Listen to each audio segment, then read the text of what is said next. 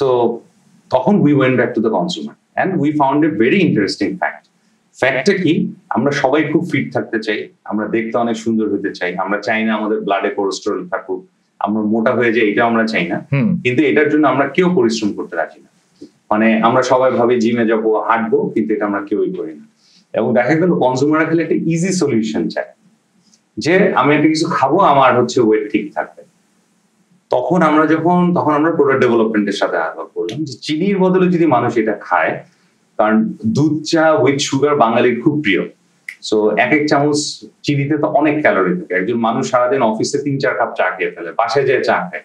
তো এই ক্যালোরিটা যদি আমরা কাট করতে পারি কনজিউমারের লাইফ থেকে, সেই ক্ষেত্রে তার ফিটনেসে কোনো ইম্প্যাক্ট পড়বে কিনা।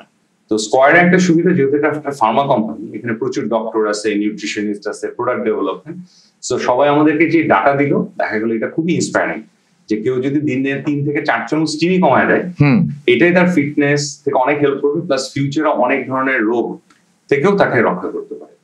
এবং তখন বাজারে লো ক্যালোরি সুগার সুইটনার পাওয়া যেত, যেটা বেসিক্যালি অ্যাসপার্টেম বেসড।